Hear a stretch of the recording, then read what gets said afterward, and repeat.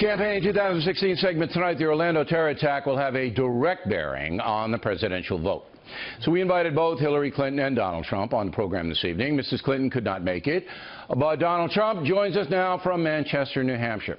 Why do you think President Obama is not fighting ISIS as aggressively as perhaps he could?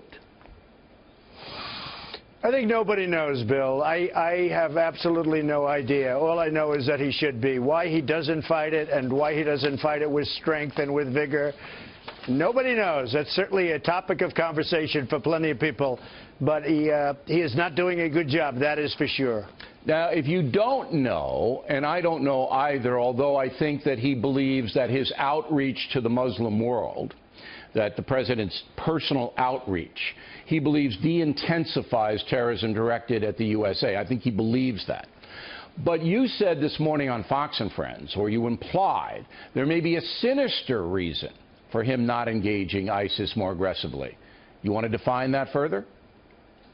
I can't define it. I mean, nobody knows what's going on. Nobody knows why he doesn't have more anger, why he doesn't have more competitive zeal. He's a competitive person. Why doesn't he have more competitive zeal to knock them out, Bill? I mean, look at what's going on. Look at what's happening. This Orlando attack was just absolutely horrendous, and yet he still doesn't even use the word of radical Islamic terror. I mean, he won't issue the words. I hammered him in the talking points for continuing that ridiculous thing. Now, Hillary Clinton has backtracked on that. We're going to, in the second segment with Mr. Trump, we're going to deal with Hillary Clinton. I just want to keep it on the Orlando terror attack now.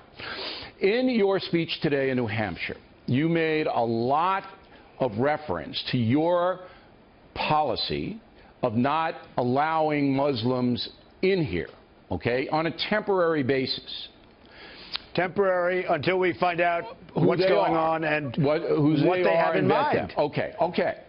But there really isn't any linkage that I can find, or the FBI can find, between refugees, so-called refugees, all right, women and children primarily, coming here, and violence. So what are you asking?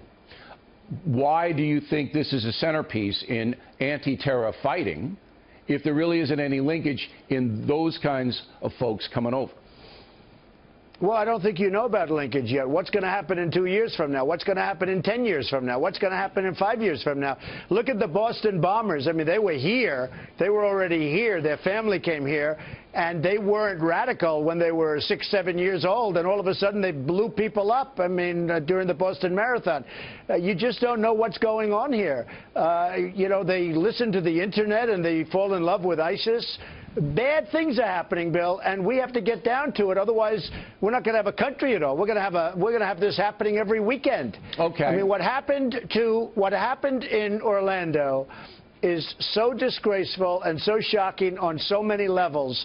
And we just can't have a country like this anymore, Bill. And we have to have we need a president that's going to show passion to solve the problem. He sits there, he talks. It's almost like he's falling. There's an urgency. Bill, it's almost like he's falling asleep.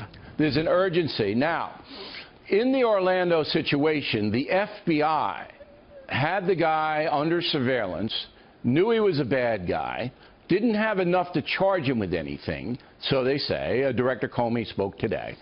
Do you believe the FBI botched that case? Well, look, I'm a big fan of the FBI. There's no bigger fan than me. But look, they've had better days, let's face it. You know, they had him twice, and supposedly even a third time they were looking or thinking about it. And he was a bad dude. He was a bad guy. A lot of bad things said about him. And that was a big part of my speech. The Muslims have to turn people in. The Muslims, you will find out. Now, all sorts of things will be said about this guy, and people would say, oh, gee, why didn't we get him? They have to turn people in. All right. Now, that being said, he didn't commit any crimes. He was a totally free record up until the attack on the nightclub. His father is a provocateur. His father is a pro-Taliban guy. Would you do anything to this man? And what could you do to him? Because we do have freedom of speech here. The father shouldn't have been allowed in the country years ago when he came here, all right? He was trouble then, and he's obviously, something's going on right now. Even the way he did that interview, I said, what's going on? This is guy, you know, I don't know, you call him a professional or you call him something. But The father shouldn't have been allowed to come into our country in the first place. That's why your first question, you're talking about coming into our country. We haven't found anything. They've only been here for a short period of time. What's going to happen in 2 years and 5 years? What's going to happen in 15 and 20 years? A lot of times the children, there seems to be no very good assimilation. A lot of times the children of people that come into the country become a big problem. I mean, you again look at the Boston bombers. I mean, these two horrible beasts, they came in. I mean, the parents were here, and they brought these kids in, and they became radicalized, I think, later on, I think while they were in the country. So, you know, bad things are happening, Bill, and we have a president that looks like he's falling asleep when he talks about the subject.